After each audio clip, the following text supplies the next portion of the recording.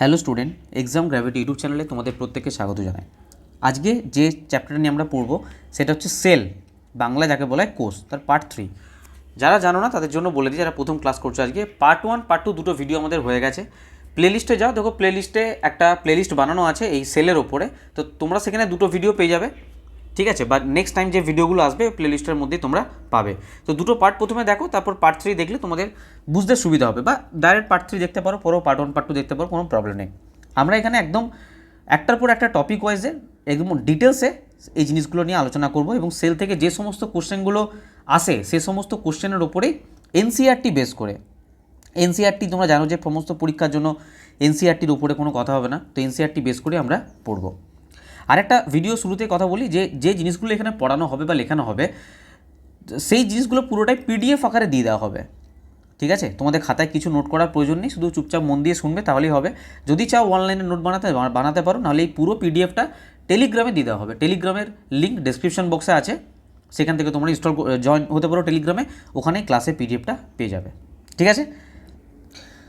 আর ভিডিওটা শুরু করার আগে আরেকটা কথা তোমাদের বলি যে আমি তোমরা হয়তো ভিডিওর মাধ্যমে জেনেছো যে আমাদের এক্সাম গ্র্যাভিটির অ্যাপ্লিকেশান চলে এসেছে। তো তোমরা অ্যাপ্লিকেশানে এই ডেসক্রিপশান বক্সেই প্লে স্টোরের লিঙ্ক দেওয়া আছে, মানে আমাদের যে এক্সাম গ্র্যাভিটি অ্যাপ্লিকেশান সেটার লিঙ্ক দেওয়া আছে। তো তোমরা ডাইরেক্ট ওখান থেকে অ্যাপ্লিকেশানটা ইনস্টল করতে পারো, এবং তার ভেতরে সমস্ত কিছু কী আমাদের কোর্স চলছে, কী বুক আছে, কী প্রিভিয়াস ইয়ারের পিডিএফ আছে, সম্পূর্ণ বেঙ্গলিতে, সম্পূর্ণ বাংলায়, ঠিক আছে? তো সেই সমস্ত জিনিসগুলো তোমরা সেখান থেকে জানতে পারবে, ঠিক আছে? তারপর রেলওয়ে সম্বন্ধীয় যাবতীয় যা কিছু এক্সাম হয় সব কিছুর কোর্স অ্যাভেলেবেল আছে, সম্পূর্ণ বাংলা ভাষাতে কোর্স আছে, সেই সবগুলো সেখান থেকে গিয়ে তোমরা দেখে নিতে পারো অ্যাপ্লিকেশনে। আর সমস্ত রকম পিডিএফ যেগুলো প্রিভিয়াস ইয়ারের পিডিএফ, ম্যাথের বলো, বায়োলজি, ফিজিক্স, কেমিস্ট্রি বা সম্পূর্ণ জিকে, সব কিছুর পিডিএফ অ্যাভেলেবেল আছে, সেগুলো তোমরা অ্যাপ্লিকেশনে গিয়ে দেখতে পারো। ওকে, তো বেশি কথা না বলে ডাইরেক্ট যে ক্লাসটা স্টার্ট করছি, দেখতে থাকো। আগের দিন আমি বলেছিলাম, মানে আগের যে ক্লাস হয়েছিল তাতে আমি বলেছিলাম যে আজকে আমরা কোষ পর্দা নিয়ে আলোচনা করব। কোষ প্রাচীর নিয়ে অনেক কিছু আলোচনা করেছি আগের ভিডিওতে। দেখো, কোষ পর্দাকে প্লাজমা পর্দাও বলা হয়, কোষ পর্দাকে প্লাজমা পর্দাও বলা হয়। উদ্ভিদ কোষে আমরা জানি যে উদ্ভিদ কোষে কোষ প্রাচীরও থাকে, আবার কোষ পর্দাও থাকে, কিন্তু প্রাণী কোষে কোষ প্রাচীর থাকে না, শুধুমাত্র কোষ পর্দা থাকে বা প্লাজমা পর্দা থাকে।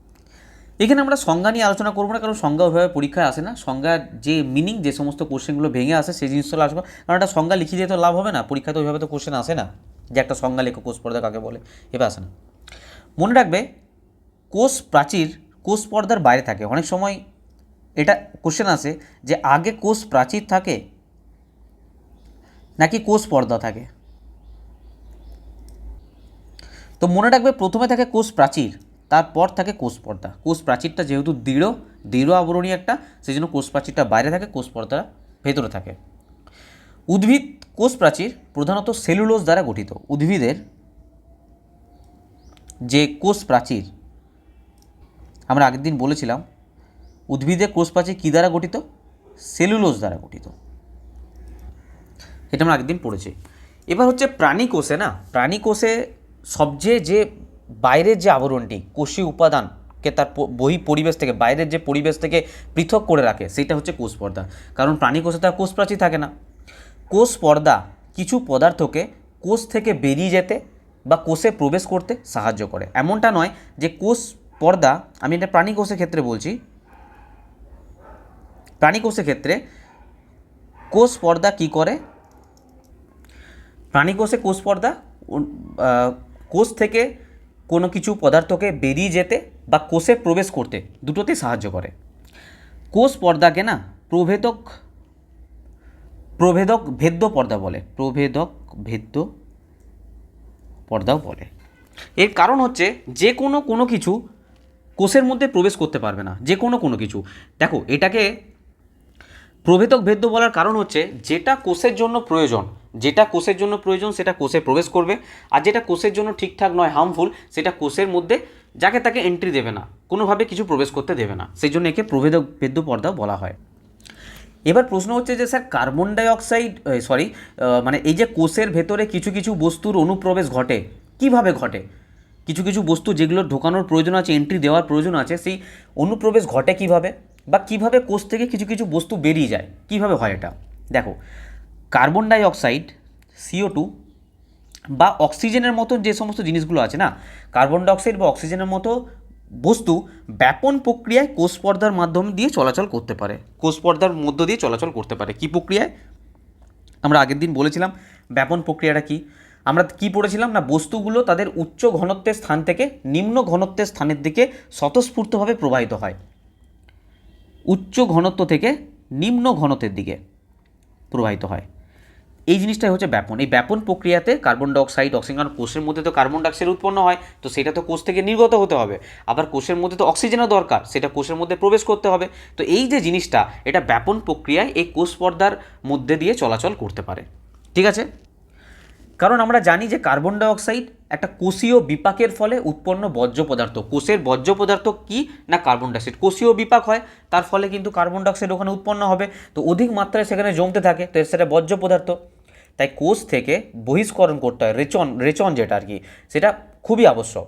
আবার কোষের বহিঃপরিবেশের কার্বন ডাইঅক্সাইডের ঘনত্ব কোষের অন্তঃপরিবেশের অপেক্ষা কম থাকে। কোথাকার কম থাকে বলো? আমি আবার বলছি, ভালো করে বুঝবে।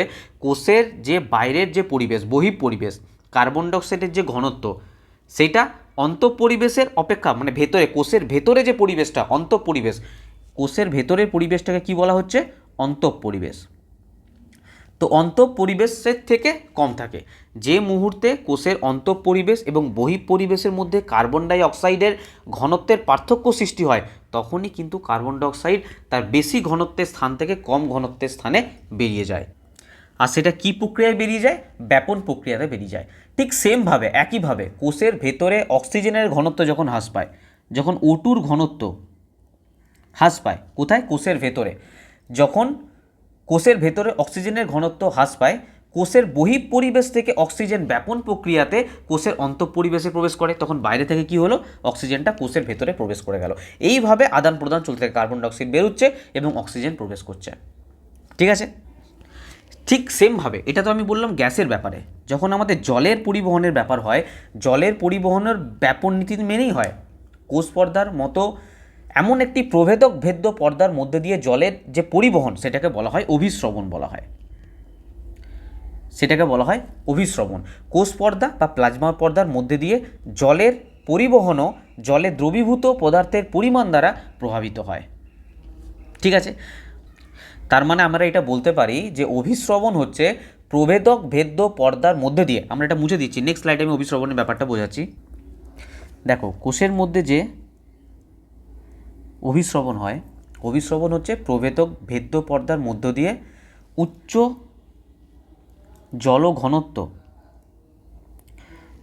জলঘনত্ব বিশিষ্ট স্থান থেকে নিম্ন জলঘনত্ব বিশিষ্ট স্থানের দিকে সাম্যাবস্থায় না পৌঁছানো পর্যন্ত জলের পরিবহনটা চলতে থাকে। ঠিক আছে? আর আমি আগেই বললাম যে প্লাজমা পর্দাটা নমনীয় পর্দা, এটা লিপিড প্রোটিন জাতীয় জৈব দ্বারা গঠিত। কী দ্বারা গঠিত? লিপিড প্রোটিন জাতীয় জৈব যৌগ দ্বারা গঠিত। আর এটাকে আমরা শুধুমাত্র ইলেকট্রন অনুবীক্ষণ যন্ত্রের সাহায্যে কোষ পর্দা বা প্লাজমা পর্দার যে গঠন আছে সেটা আমরা পর্যবেক্ষণ করতে পারি। এখানে একটা টার্ম আসে যেটাকে বলা হয় এন্ডোসাইটোসিস। এন্ডোসাইটোসিস কি না, কোষ পর্দার নমনীয়তা কোষকে তার বহিঃপরিবেশ থেকে খাদ্য ও অন্যান্য জৈব বস্তু গ্রহণেও সক্ষম করে তোলে। এই যে প্রক্রিয়া, এটাকে বলা হয় এন্ডোসাইটোসিস। আবার বলছি, কোষ পর্দার যে নমনীয়তা আছে, কোষ পর্দার যে নমনীয়তা আছে, নমনীয়তাটা কি করে? কোষকে কি করে না, তার যে বাইরের যে পরিবেশ, বহিঃপরিবেশ, সেখান থেকে খাদ্য বা অন্যান্য জৈব বস্তু গ্রহণে সক্ষম করে তোলে। ঠিক আছে? এর মধ্যে যে নমনীয়তাটা আছে, কোষের মধ্যে যে নমনীয়তাটা আছে, বাইরের পরিবেশ থেকে বিভিন্ন রকম খাদ্য যে সে গ্রহণ করবে, বাইরের পরিবেশ থেকে খাদ্য বা অন্যান্য জৈব বস্তু যে গ্রহণ করবে, সেই যে সক্ষম করে তোলে, সেটাকে বলা হয় এন্ডোসাইটোসিস। ঠিক আছে? মনে রাখবে, এককোষী জীব অ্যামিবার নাম তোমরা শুনেছ। এককোষী জীব অ্যামিবা এই পদ্ধতিতে খাদ্য সংগ্রহ করে। কি পদ্ধতিতে? এন্ডোসাইটোসিস পদ্ধতিতে। পরীক্ষা যদি প্রশ্ন আসে যে অ্যামিবা কোন পদ্ধতিতে খাদ্য সংগ্রহ করে, মনে রাখবে এন্ডোসাইটোসিস পদ্ধতিতে। 1950-তে 1950 সালে পর যখন ইলেকট্রন অণুবীক্ষণ যন্ত্র আবিষ্কার হয় তখন কোষ পর্দার গঠন সম্পর্কে আমরা ডিটেলসে জানতে পেরেছিলাম। ঠিক আছে, আমি আগেই বললাম যে এই অণুবীক্ষণ যন্ত্র আবিষ্কারের পর আমরা জানতে পারি যে এটা লিপিড আর প্রোটিন নিয়ে গঠিত। মনে রাখবে প্রধান লিপিডগুলো কী কী, এখানে মনে রাখবে, অন্য কালার দিয়ে লিখে দিচ্ছি। প্রধান লিপিডগুলো হচ্ছে ফসফোলিপিড এবং এরা দুটো স্তরে সজ্জিত থাকে। আমি যদি লিপিডের কথা বলি, এটা হচ্ছে ফসফোলিপিড। দেখো একটু খুঁটিয়ে পড়তে হবে, না হলে কিন্তু এখন আর উপর থেকে প্রশ্ন আসে না। আর আমি যা পড়াচ্ছি বারবার বলছি একদম এনসিইআরটি বেস করে, তো উল্টাপাল্টা যেখান থেকে পারছি পড়াচ্ছি এরকমটা নয়, এনসিইআরটি বেস করে। তো এগুলো কিন্তু প্রশ্ন আসে, এগুলোই থেকে যখন একটু খুঁটিয়ে প্রশ্ন দেয় তোমরা তখন বলো যে টাফ কোশ্চেন এসছে, আমরা করতে পারছি না, অনেক টাফ পেয়েছে, কিন্তু অ্যাকচুয়ালি টাফ না, এগুলো সবই এনসিইআরটি রিলেটেড। ঠিক আছে, কিন্তু আমরা ওই বিরক্ত হয়, ভাল লাগে না বলে আমরা পড়ি না, কিন্তু পড়তে হবে। তো মনে রাখবে প্রধান লিপিডগুলো হচ্ছে ফসফোলিপিড এবং এরা কটা স্তরে সজ্জিত থাকে? দুটো স্তরে সজ্জিত থাকে। লিপিডের যে অণুগুলো আছে না, লিপিড অণুগুলো পর্দায় এমনভাবে বিন্যস্ত থাকে যে এদের দুটো প্রান্ত হয়, একটা হয় মেরু প্রান্ত যেটাকে বলে পোলার হেড, আর একটা আছে হাইড্রোফোবিক টেল যেটাকে বাংলায় বলা হয় জলবিরাগী প্রান্ত, হাইড্রোফোবিক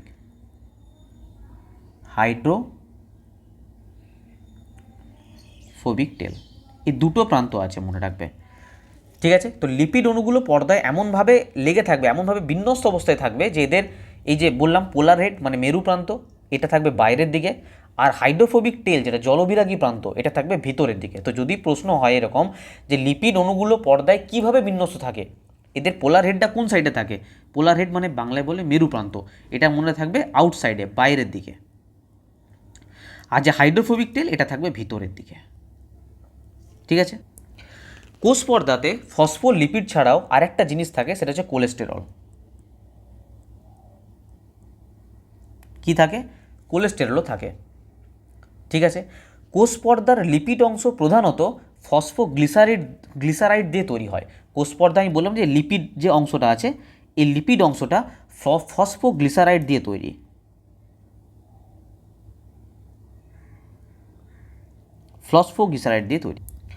পরবর্তীকালে যখন জৈব রাসায়নিক পরীক্ষা নিরীক্ষা আরও সুস্পষ্টভাবে জানা গেছে, তখন এটাও জানা গেছে যে কোষ পর্দায় শুধুমাত্র যে লিপিড প্রোটিন থাকে তা নয়, কোষ পর্দায় প্রোটিন এবং কার্বোহাইড্রেটও থাকে। এখানে কি থাকে? লিপিড, প্রোটিন এবং কি থাকে? কার্বোহাইড্রেট। আমি নেক্সট স্লাইডে লিখছি। ঠিক আছে, নেক্সট স্লাইড দেখো। তো যে কোষ পর্দা থাকে, কোষ পর্দা কি হয়? Protein, lipid, carbohydrate, protein, lipid ও কার্বোহাইড্রেট দ্বারা গঠিত। ঠিক আছে, দেখো এই মানে কোষ পর্দার লিপিড আর প্রোটিনের যে অনুপাতটা, এটা কিন্তু প্রকৃতি অনুযায়ী ভিন্ন ভিন্ন টাইপের হয়। তোমাদের পরীক্ষায় প্রশ্ন আসবে এটাই যে মানুষের লোহিত রক্তকণিকার যে কোষ পর্দা আছে তাতে প্রোটিন আর লিপিডের পার্সেন্টেজ কীরকম থাকে। তখন তো ভাববে বিশাল কঠিন কোশ্চেন চলে এসছে, কিন্তু না, এনসিইআরটি খুলে দেখে নেবে, এই প্রশ্নটা ডাইরেক্ট দেওয়া আছে যে মানুষের লোহিত রক্তকণিকার কোষ পর্দায় মনে রাখবে 52% প্রোটিন থাকে, 52% প্রোটিন থাকে আর 40% লিপিড থাকে। মনে থাকবে 52% প্রোটিন আর 40% লিপিড। এবার যদি আমি কোষ পর্দার আবিষ্কার নিয়ে কথা বলি, স্যার এত কিছু তো বললেন কিন্তু কোষ পর্দার আবিষ্কারের ব্যাপারটা তো বললেন না। দেখো দুটো বিজ্ঞানীর নাম মনে রাখবে, ন্যাগেলি এবং ক্র্যামার। ন্যাগেলি এবং ক্র্যামার 1855 এটি প্রথম পর্যবেক্ষণ করেছিলেন। আমি তোমাদের আগেই বলেছি যে কোনো কিছু একটা আবিষ্কার একদিনে হয় না, বা কোনো একটা বিজ্ঞানী একদিনে একটা জিনিস আবিষ্কার করে চলে যায় না, ধীরে ধীরে সেই আবিষ্কারটা সম্পূর্ণতা পেতে থাকে। ঠিক আছে, ধরো কেউ পর্যবেক্ষণ করলো, কেউ নামকরণ করলো, সেটা কেউ পাবলিশ করলো, মানে এরকমভাবে ধীরে ধীরে হয়। তো এরা কি করেছিল, এটা কিন্তু পর্যবেক্ষণ করেছিল। যদি বলে কোষ পর্দার পর্যবেক্ষণ কে করেছে, মনে রাখবে ন্যাগেলি এবং ক্র্যামার। ঠিক আছে, কিন্তু যদি বলে নামকরণের কথা তাহলে মনে রাখবে বিজ্ঞানী প্লোয়ি। PLOWE কত সালে? 1931। তাহলে বুঝতে পারছো 1855-এ পর্যবেক্ষণ হয়েছে আর 1931-এ নামকরণ হয়েছে। কত দূরের সম্পর্ক দেখো, কতটা ডিস্টেন্স, কতটা বছর লেগেছে। তো অনেকে যখনই আবিষ্কারের কথা বলে সঙ্গে সঙ্গে প্লুইর নাম বলে দেয়, কিন্তু না, ন্যাগেলি এবং ক্রেমার অ্যাট ফার্স্ট পর্যবেক্ষণ করেছিল 1855 আর প্লুই নামকরণ করেছিল 1931-এ। নেক্সট স্লাইড দেখো, যে স্যার এই কোষ পর্দা অ্যাকচুয়ালি উৎপত্তি হয় কিভাবে? উৎপত্তি সম্বন্ধে কেউ জানায় না, শুধু কোষ পর্দা সম্বন্ধে এই জিনিসগুলো জানিয়ে দিয়ে চলে যায়। দেখো, সাইটোপ্লাজমের বাইরের স্তর যেটা আছে সেটা পরিবর্তিত এবং রূপান্তরিত হয়ে কোষ পর্দা তৈরি হয়। সাইটোপ্লাজমের বাইরের স্তর মনে রাখবে, এইটাই পরিবর্তিত হয়ে রূপান্তরিত হয়ে কোষ পর্দা গঠিত হয়। ওকে, একটা প্রশ্ন দেয় যে দেখো অ্যাকচুয়ালি এটা আমি তোমাদের অনেক পরের কথা বললাম, 1955 টাইপের কথা বললাম, কিন্তু অ্যাকচুয়ালি এটা 1926 খ্রিস্টাব্দে গল্টার এবং গ্রেন্ডেল বলে দুজন সায়েন্টিস্ট ছিল, ওরা বলেছিল যে এটা দ্বিস্তরীয়, মানে কোষ পর্দার ব্যাপারটাকে দ্বিস্তরীয় বর্ণনা দিয়েছিলেন তখন। ঠিক আছে, এটা প্রায় 1926-এর কথা, বাদ দাও সেসব কথাবার্তা। একটা প্রশ্ন এটা আসে যে এই যে এক স্তর, দ্বিস্তর, ত্রিস্তর, ত্রিস্তর যে আবরণ পর্দা কে একক পর্দারূপে অভিহিত করেছিলেন কে? আমি আবার বলছি, এই কোষ পর্দাটার যে ত্রিস্তরীয় আবরণ পর্দাকে একক পর্দারূপে বলেছিলেন। একক পর্দারূপে কে বলেছিলেন? মনে রাখবে, রবার্টসন। এখানে অনেক সায়েন্টিস্ট আছে, কিন্তু রবার্টসনের নামটা বেশি ইম্পর্ট্যান্ট আছে। ঠিক আছে, এরপর তো আস্তে আস্তে 1959-এ রবার্টসন একক পর্দা মডেল বেরিয়েছিল, যেটাকে ইংলিশে বলে ইউনিট মেমব্রেন কনসেপ্ট একটা বের হয়েছিল। সেসবগুলো তোমাদের জানার দরকার নেই, ওখান থেকে প্রশ্ন আসে না তোমার। এনসিইআরটিতে আরেকটা জিনিস উল্লেখ করা আছে, যেটা হচ্ছে তরল মোজাইক নকশা। এখানে লিখছি আমি, তরল মোজাইক মডেল বা নকশা, যাই বলো না কেন। এই জিনিসটার সাথে এই যে জিনিসটা, এখানে দুটো বিজ্ঞানীর নাম আসবে, একটা হচ্ছে সিঙ্গার, আর একটা হচ্ছে নিকলসন। সাল মনে রাখবে 1972। বিজ্ঞানী সিঙ্গার ও নিকলসন কোষ পর্দার উন্নত গঠনের একটা মডেল উপস্থাপন করেছেন, যেটাকে বলা হয় তরল মোজাইক নকশা রূপে বলতে পারো বা তরল মোজাইক মডেলও বলতে পারো। ঠিক আছে, এই মডেল অনুযায়ী কোষ পর্দা ফসফোলিপিড অণুর একটা দ্বিস্তরীয় অর্ধতরল সংগঠন, যার মধ্যে প্রোটিন অণুগুলো চলনে সক্ষম। ঠিক আছে, আর কোষ পর্দার প্রোটিন অণু চলন এই ক্ষমতা কোষ পর্দার তারল্য বা ফ্লুইডিটি রূপে গণ্য করা হয়। দেখো এখানে অ্যাকচুয়ালি তোমাদের এত কিছু জানার প্রয়োজন নেই, শুধু এইটুকু জেনে রাখো, এই যে তরল মোজাইক মডেল, এটা কার সঙ্গে রিলেটেড? এই দুটো সায়েন্টিস্টের সঙ্গে, সিঙ্গার আর নিকলসন। আর এটা সালটা মনে রাখবে 1972। ব্যাস, এর থেকে বেশি প্রশ্ন আসে না এখান থেকে। আর যদি খুব বেশি প্রশ্ন দেয়, এটুকু তোমরা জেনে রাখো, এই মডেলটা কি না, কোষ পর্দা ফসফোলিপিড অণুর একটা দ্বিস্তরীয় অর্ধতরল সংগঠন। এইটুকু মনে রাখবে, কোষ পর্দা কি, ফসফোলিপিড অণুর একটি দ্বিস্তরী অর্ধতরল সংগঠন। ব্যাস, তোমরা এইটুকু জেনে রাখো, এইটাই হচ্ছে তরল মোজাইক মডেল। ঠিক আছে, আর আমি আগের দিন তোমাদের একটা কথা বলছিলাম ব্যাকটেরিয়ার ব্যাপারে। যদি আমি ব্যাকটেরিয়ার এই কোষ পর্দার কথা বলি, এখানে কিন্তু সেম না, শুধুমাত্র একটাই প্রশ্ন আসে যে কি নির্মিত ব্যাকটেরিয়ার যে কোষ পর্দা। মনে রাখবে লাইপোপ্রোটিন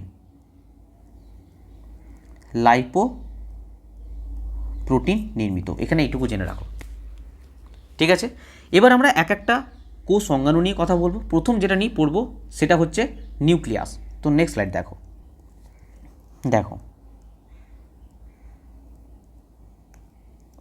নিউক্লিয়াস সর্বপ্রথম 1831-এ 1831 খ্রিস্টাব্দে রবার্ট ব্রাউন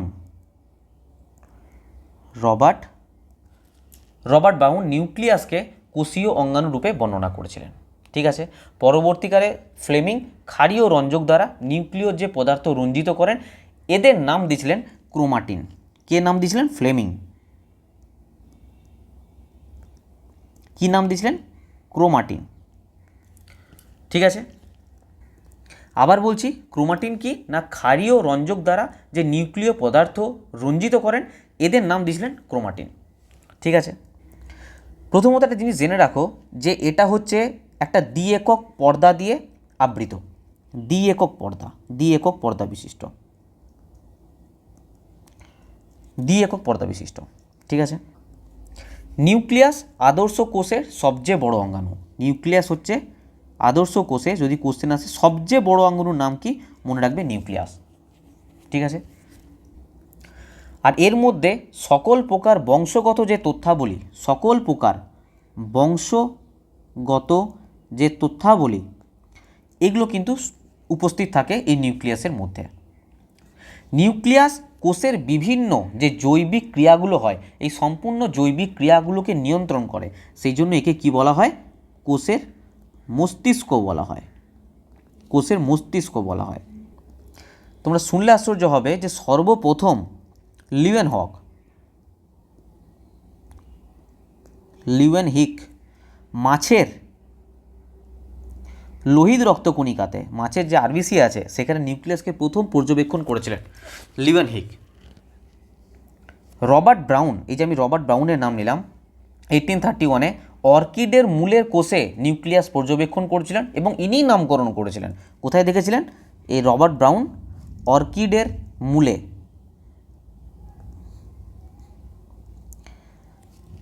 অর্কিডের মূলের কোষে, অর্কিডের মূলের কোষে, আর নামকরণ ইনি করেছিলেন। এবার এই নিউক্লিয়াসের মধ্যে না অনেক কিছু আছে, নিউক্লিওলাস আছে, নিউক্লিওপ্লাজম আছে, অনেক কিছু আছে। এই নিউক্লিওলাসের যদি বলা হয় কে অনুধাবন করেছে, নিউক্লিয়াসের মধ্যে যে নিউক্লিওলাস আছে তার নাম হচ্ছে ফন্টানা। এই ফন্টানা নিউক্লিওলাস পর্যবেক্ষণ করেছিলেন। সরি, স্পেলিংটাই ভুল হয়ে গেল, নিউক্লিওলাস। আরেকটা প্রশ্নটা আসে না তাই আমি লিখবো না এখানে। নিউক্লিওপ্লাজম সম্পর্কে যদি বলে কে ধারণা দেন তার নাম হচ্ছে স্ট্রাসবার্গার, মানে বার্গার তো খাও, এটা তো মনে থাকবে বার্গার, তো স্ট্রাসবার্গার নিউক্লিওপ্লাজম সম্পর্কে ধারণা দেন। লিখেই দিলাম, চলো যদি চলে আসে। ঠিক আছে, নেক্সট স্লাইড দেখো। আরেকটা সায়েন্টিস্টের নাম মনে রাখো, জে হ্যামারলিং।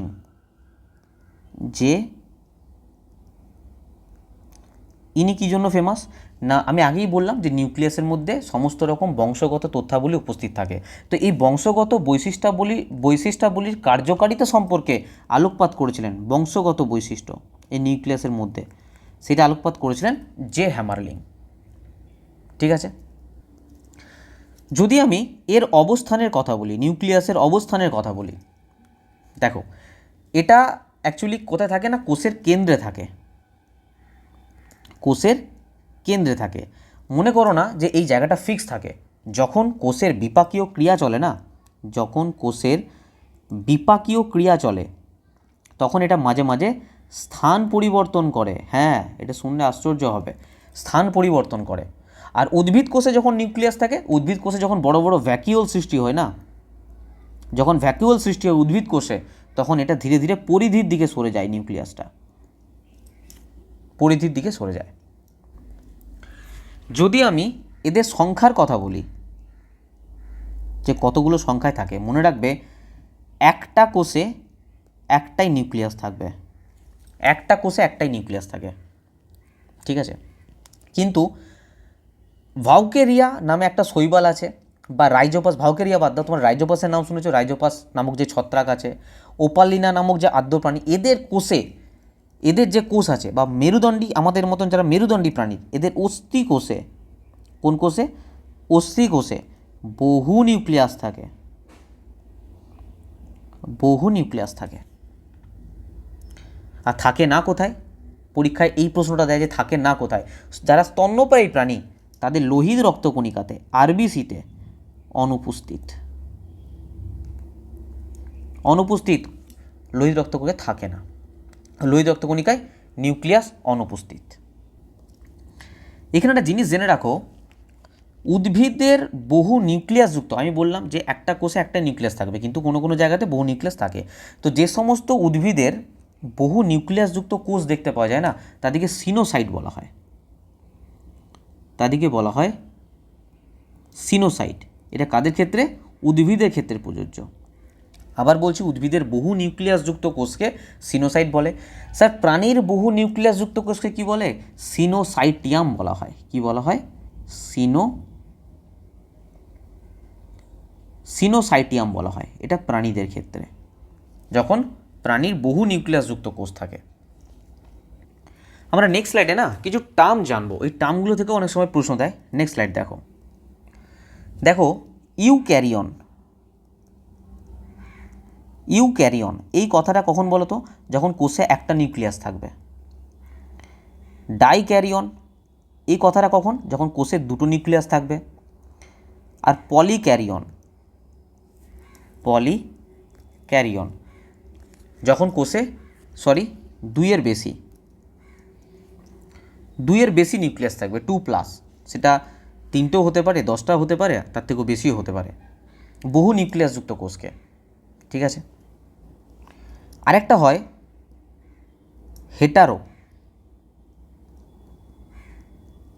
হেটারোক্যারিয়ন, যখন ভিন্ন প্রকারের দুটো নিউক্লিয়াস থাকবে, ভিন্ন প্রকারের দুটো নিউক্লিয়াস থাকবে, তখন সেটা হেটারোক্যারিয়ন হয়ে গেল। আরেকটা হয় সিনক্যারিয়ন। ব্যাস, এর থেকে বেশি কিছু বলবো না, এর থেকে বেশি আসে না। যখন একটাই কোষে দুটি ভিন্ন কোষের নিউক্লিয়াস মিলিত হয়ে যাবে, এই একটা নিউক্লিয়াস, এই একটা নিউক্লিয়াস মিলিত হয়ে গেল, দিয়ে একটাই নিউক্লিয়াস রূপে অবস্থান করলো। আবার বলছি, যখন একটি কোষে দুটি ভিন্ন কোষের নিউক্লিয়াস মিলিত হলো, দুটি ভিন্ন কোষের নিউক্লিয়াস মিলিত হয়ে একটি নিউক্লিয়াস গঠন করবে, সেই রূপে অবস্থান করবে, তখন সেটাকে বলা হবে সিনক্যারিয়ন। মোটামুটি নিউক্লিয়াস সম্পর্কে এই টার্মগুলো জানলেই তোমাদের চলবে, এই টার্মের বাইরে সাধারণত কোশ্চেন দেয় না। চলো আরেকটাও জেনে রাখো, যদি কোনো কারণে আসে, একটা হচ্ছে প্রোনিউক্লিয়াস। প্রোনিউক্লিয়াস এটা কোন জানো? নিষেকের পূর্বে, যখন নিষেক ঘটে না, নিষেকের পূর্বে ডিম্বাণু ও শুক্রাণুর যে নিউক্লিয়াস, ডিম্বাণু শুক্রাণুর যে নিউক্লিয়াস, সেটাকে বলা হয় প্রোনিউক্লিয়াস। ঠিক আছে, চলো নেক্সট স্লাইড দেখো। আচ্ছা, একটা জিনিস আমি তোমাদের বলি, আমি কিছুক্ষণ আগে নিউক্লিয়াস বিহীনের কথা বলছিলাম না, নিউক্লিয়াস বিহীন, কারণ এটা এনসিআরটি ফলো করছে, যখনই ভালো করে বলে দিই। নিউক্লিয়াস বিহীনের আমি শুধুমাত্র তখন তোমাদের বলেছিলাম যে আরবিসির মধ্যে কোনো নিউক্লিয়াস থাকে না, যেটা পরিণত আরবিসি। দেখো এটা না এইভাবেও দিতে পারে যে যে সমস্ত স্তন্যপ্রায়ী প্রাণী আছে, এরিথ্রোসাইটসও বলতে পারে। ঠিক আছে, আরবিসি না বলে কিন্তু এরিথ্রোসাইটসও বলতে পারে, এরিথ্রোসাইটসও বলতে পারে স্তন্যপ্রায়ী প্রাণীর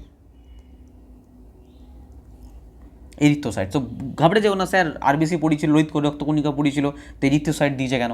তো একই ব্যাপার। ঠিক আছে, আরেক জায়গায় থাকে না, সেটা হচ্ছে সংবহন কলাতন্ত্র বিশিষ্ট উদ্ভিদের শিবনলে। কোথায়? উদ্ভিদের শিবনল। ঠিক আছে, যখন আমি কলা পড়াবো, টিস্যু পড়াবো, তখন এই শিবনল টিম্বর সম্বন্ধে ডিটেলসে পড়বো। তোমরা যে উদ্ভিদের সংবহন কলাতন্ত্র জানো না, জাইলেম, ফ্লোয়েম, তার মধ্যে আছে না শিবনল আছে না, ওই শিবনলের মধ্যেও কিন্তু কোনো রকম নিউক্লিয়াস থাকে না, নিউক্লিয়াস বিহীন হয়। তো এরিথ্রোসাইটস আর শিবনল দুটো হবে। যদি তোমাদের বলা হয় যে ইন্টারফেজ নিউক্লিয়াস কি, ইন্টারফেজ নিউক্লিয়াস, ইন্টারফেজ নিউক্লিয়াস কি? মনে রাখবে, কোষের নিউক্লিয়াস যখন বিভাজনরত থাকে না, বিভাজনরত থাকে না, তখন সেটাকে বলা হয় ইন্টারফেজ নিউক্লিয়াস। ঠিক আছে, নেক্সট দেখো। মনে রাখবে, নিউক্লিয়াসের মধ্যে না ক্রোমোজোম থাকে। নিউক্লিয়াসের মধ্যে কি থাকে? ক্রোমোজোম বর্তমান। কোষ বিভাজন শুরুর ঠিক আগেই, যখন কোষ বিভাজন শুরু হবে না, তার ঠিক আগেই কিন্তু এই ক্রোমোজোমগুলোকে দেখা যাবে, তার আগে কিন্তু দেখা যাবে না। এই সময় এরা কীরকম হয় জানো? এই সময় এরা দণ্ডাকার হয়, এই সময় এরা দণ্ডাকার হয়। ক্রোমোজোম পিতামাতা থেকে পরবর্তী প্রজন্মে বৈশিষ্ট্যের বংশানুসরণের বার্তাটা বহন করে। ডিএনএ অনুরূপে বহন করে। কি অনুরূপে? ডিএনএ অনুরূপে বহন করে। আবার বলছি, ক্রোমোজোম কি করে না, পিতামাতা থেকে পরবর্তী প্রজন্মে যে সমস্ত বৈশিষ্ট্যের বংশানুসরণ হয় সেই বার্তাটা ডিএনএ অনুরূপে বহন করে। ডিএনএ ফুল ফর্ম কি? Deoxyribo nucleic acid. Deoxyribo nucleic acid. ঠিক আছে, এবার দেখো, যদি বলে যে ক্রোমোজোম কি দ্বারা গঠিত, মনে রাখবে ক্রোমোজোম, এই ক্রোমোজোম ডিএনএ এবং প্রোটিন দ্বারা গঠিত। এই দুটো জিনিস নিয়ে ক্রোমোজোম গঠিত, ডিএনএ এবং প্রোটিন দ্বারা গঠিত। ডিএনএ অণুগুলো কোষের নির্মাণ ও সংগঠনের জন্য প্রয়োজনীয় বার্তা বহন করে। ডিএনএর যে কার্যকারী অংশ তাকে বলা হয় জিন। ডিএনএর কার্যকারী অংশকে কি বলা হয়? কার্যকরী অংশ, তাকে বলা হয় জিন। এটা তো আমি বললাম যে বিভাজনরত অবস্থায়। আচ্ছা, বিভাজিত হচ্ছে না এমন অবস্থায় কোষে কীভাবে থাকে? যখন বিভাজিত হচ্ছে না এমন অবস্থায় কোষে এই ডিএনএ ক্রোমাটিন বস্তুর অংশ হিসাবে অবস্থান করে। কীরকম অবস্থান করে? ক্রোমাটিন বস্তুর অংশ হিসাবে অবস্থান করে। আর ক্রোমাটিন বস্তু প্যাঁচানো তন্তুময় গঠন রূপে দেখায়। কীরকম এটা? এই ক্রোমাটিন বস্তু কীরকম দেখায় না, বস্তু প্যাঁচানো তন্তুময় গঠন রূপে দেখায়। যখনই কোষ বিভাজনটা শুরু হয় তখনই ক্রোমাটিন বস্তু সংগঠিত হয়ে ক্রোমোজোম গঠন করে। এই ক্রোমাটিন বস্তুটা সংগঠিত হয় দিয়ে ক্রোমোজোম গঠন করে। বোঝা গেল? তাহলে কোষ বিভাজনের সময় একরকম ব্যাপার, যখন কোষ বিভাজন হচ্ছে না তখন একরকম ব্যাপার। মনে থাকবে, যখন কোষ বিভাজন হচ্ছে না তখন এটা ক্রোমাটিন বস্তু রূপে একটা প্যাঁচানো অবস্থাতে থাকে। আবার যখন এটা কোষ বিভাজনটা শুরু হয় তখনই কি হয়? ক্রোমাটিন বস্তু সংগঠিত হয়ে কি গঠন করে? ক্রোমোজোম, যেটা কিনা কি হয়? দণ্ডাকার হয়ে যায়। ঠিক আছে, আর এখানে মনে রাখবে এই ডিএনএর যে কার্যকারী অংশ সেটাকে বলা হয় জিন। এইটা কিন্তু পরীক্ষায় অনেকবার এসেছে শর্ট কোশ্চেনে, এমসিকিউ কোশ্চেনে। এবার আসছি যে নিউক্লিয়াসের যে 4টে ভাগ আছে কী কী দিয়ে গঠিত সে তাতে আসছি। দেখো, নিউক্লিয়াস মেনলি 4টে অংশ দ্বারা গঠিত। এক হচ্ছে নিউক্লিয় পর্দা, 2 নম্বরে হচ্ছে নিউক্লিওলাস, নিউক্লিওলাস, 3 নম্বরে হচ্ছে নিউক্লিওপ্লাজম, আর 4 নম্বরে হচ্ছে ক্রোমাটিন বা নিউক্লিয় জালিকা।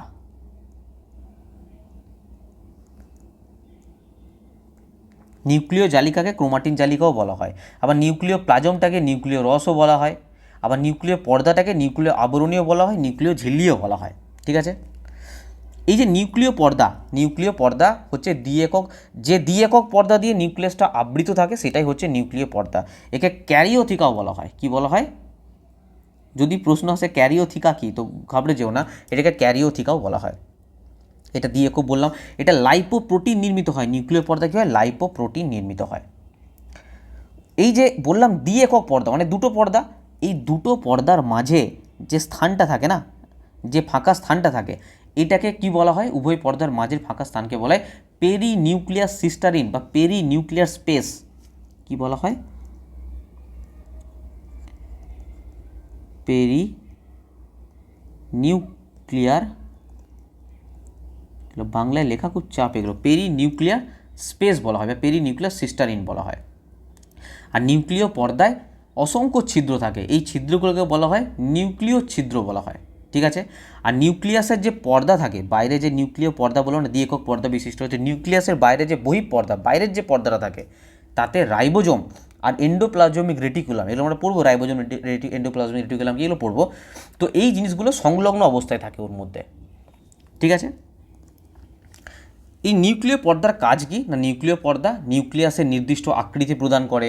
নিউক্লিয় পর্দা নিউক্লিয়াসের মধ্যে যে অংশ সেগুলোকে রক্ষা করে।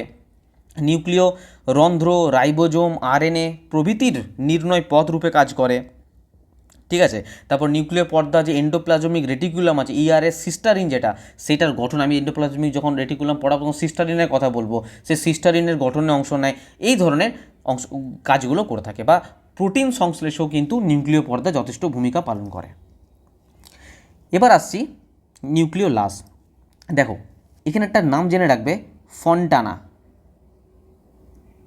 আমি নামটা আগেই বলেছিলাম, মনে রাখবে ফন্টানা, 1781 নামটা আগেই বলেছিলাম। 1781 খ্রিস্টাব্দে আবিষ্কার করেন নিউক্লিওলাস। ঠিক আছে, এবং এটা মুছে দিচ্ছি আমি। এবং আরেকটা নাম জেনে রাখো, বৌম্যান। 1840 এই বর্তমান নামে অভিহিত করেছিলেন, যে নিউক্লিওলাস যে নাম, এর নামকরণটা উনি করেছিলেন। নিউক্লিয়াসের মধ্যে এক বা একাধিক পর্দাবিহীন যে গোলাকার অংশ দেখতে পাবে, যেটা আম্লিক রঞ্জকে রঞ্জিত অবস্থায় থাকবে, আর নিউক্লিয়াসের স্থির দশায় একে দেখতে পাবে, সেই জিনিসটাই হচ্ছে নিউক্লিওলাস। পাতি কথায় বলতে নিউক্লিয়াসের মধ্যস্থ যে ঘন গোলাকার অংশটা, সেটাই হচ্ছে নিউক্লিওলাস। যদি আমি এর কাজের কথায় আসি, এর কাজ হচ্ছে রাইবোজোমের যে উপাদান গঠনের যে মেন কেন্দ্রস্থল, সেটা হচ্ছে নিউক্লিওলাস। এখানে নিউক্লিয় প্রোটিনও সঞ্চিত অবস্থায় থাকে। একটা জিনিস জেনে রাখো, এটি নিউক্লিয়াসের বিভাজনকালে বেম গঠনে বিশেষ ভূমিকা নেয়। কী গঠনে? বেম গঠনে বিশেষ ভূমিকা নেয়। উল্লেখ্য কি না, কোষ বিভাজনের অন্তিম দশা মানে প্রোফেজ দশার কথা বলছে, যখন কোষ বিভাজন শুরু হয়, তার যে লাস্ট দশা প্রোফেজ দশায় নিউক্লিওলাসটা সম্পূর্ণ বিলুপ্তি হয়ে যায়। নিউক্লিয়াস কী হয়ে যায়? সম্পূর্ণ বিলুপ্তি ঘটে। আবার কখন আসে? যখন আবার স্টার্টিং হয়, যখন টেলোফেজ দশা আসে। যখন টেলোফেজ দশা আসে তখন আবার একে দেখতে পাবে। এইটাতে দৃশ্যমান হয়। এটা পরীক্ষায় আসতেই পারে যে কোন দশায় নিউক্লিয়াসকে দেখা যায়, মনে রাখবে টেলোফেজ দশায়। আর প্রোভেজ দশায় কি হয়? বিলুপ্তি ঘটে। ঠিক আছে, এবার আসছি আমি নিউক্লিওপ্লাজম। নিউক্লিওপ্লাজম এক কথায় বলতে গেলে যে নিউক্লিয়াসের মধ্যে যে তরলটা থাকে না, সেই তরলটা হচ্ছে নিউক্লিওপ্লাজম। বাস এইটুকু জেনে রাখো, এর থেকে বেশি কিছু জানতে হবে। যে স্বচ্ছ অর্ধতরল জিনিসটা থাকে, সেটাই হচ্ছে নিউক্লিওপ্লাজম। ঠিক আছে, এখান থেকে আর কিছু সেরকম আসে না। এবার আসছি নিউক্লিয় জালিকা। নিউক্লিয় জালিকা হচ্ছে নিউক্লিওপ্লাজমে ভাসমান সূত্রাকার জালিকা, যা ক্রোমোজোম গঠনে সাহায্য করে। নিউক্লিয় জালিকা কিছু নয়, এই নিউক্লিওপ্লাজমের মধ্যে ভাসমান অবস্থায় থাকে সূত্রাকার জালিকা রূপে। আর ক্রোমোজোম গঠন, এটা কি করে? ক্রোমোজোম গঠনে সাহায্য করে। ঠিক আছে, এখানে দুটো জিনিস তোমাকে জানতে হবে, একটা হচ্ছে ইউক্রোমাটিন, একটা হচ্ছে হেটারোক্রোমাটিন, এই নিউক্লিয় জালিকা সম্বন্ধে। নেক্সট স্লাইড দেখো। আমি যদি ইউক্রোমাটিনে মানে অ্যাকচুয়ালি কী হয়েছে না, এই বিজ্ঞানীটার নাম মনে রাখবে, হিটস। এটা বাংলা কী লিখবো জানি না আমি। 1928 খ্রিস্টাব্দে ক্রোমাটিন সূত্রকে দুভাগে ভাগ করেছিল। একটা হচ্ছে ইউক্রোমাটিন, একটা হচ্ছে হেটারোক্রোমাটিন।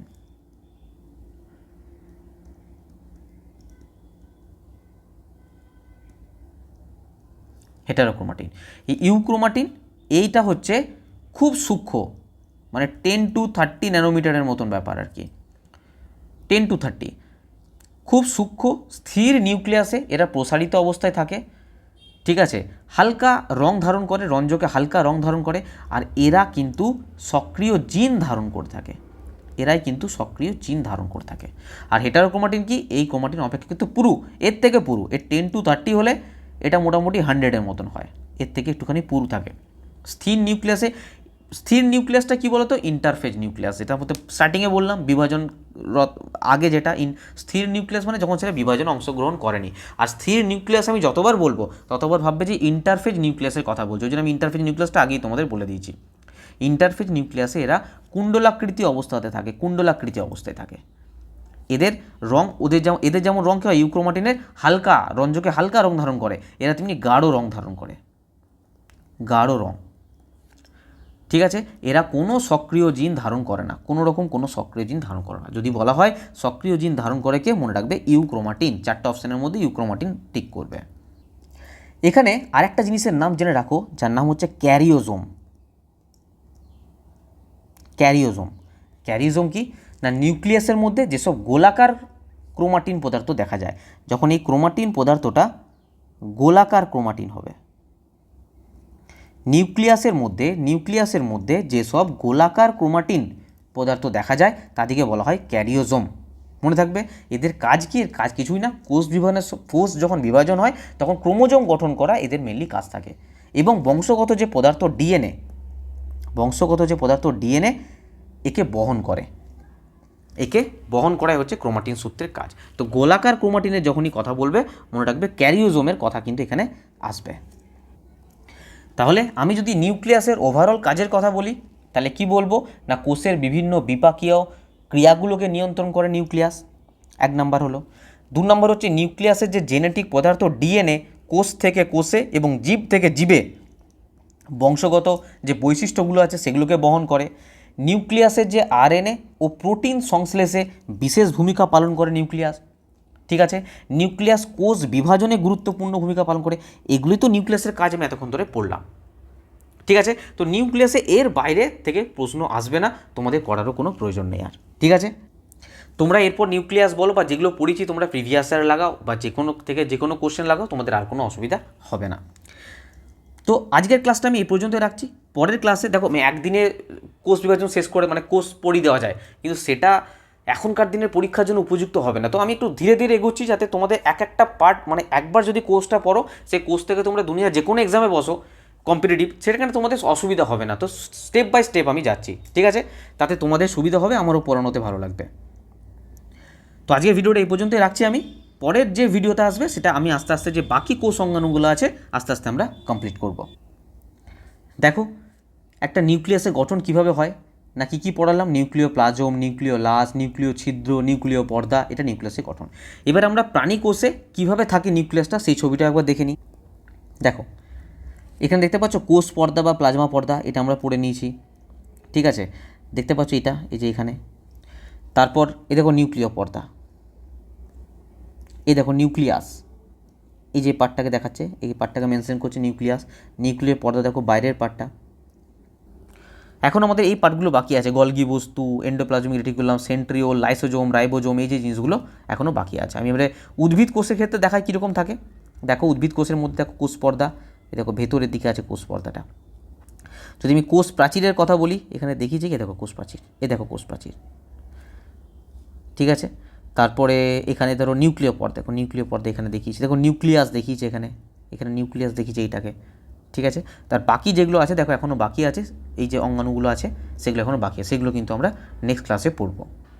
আর তোমাদের আমি স্টার্টিংয়েই বললাম আমি ডিসক্রিপশন বক্সে তোমাদের আমাদের অ্যাপ্লিকেশনের লিঙ্ক দিয়ে দেবো। অ্যাপ্লিকেশনে গিয়ে আমাদের কী কী কোর্স আছে, কী কী ভিডিও আছে, কী কী পিডিএফ আছে, তোমরা যেটা পিডিএফ চাও সেই সমস্ত কিছু ওখানে দেখতে পারো। আর তোমাদের বলে দিন নন টেকনিক্যালের কমপ্লিট কোর্স আছে, যে কোনো এক্সাম, এলপি টেকনিশিয়ান তো আছেই, মানে এইটা হচ্ছে কম্বাইন্ড কোর্স, যেটা নিলে তোমাদের রেলওয়ের আপকামিং সমস্ত ভ্যাকেন্সির জন্য সমস্ত সাবজেক্ট এখানে কভার হয়ে যাবে। দেখতে পাচ্ছ কী কী আছে এর মধ্যে।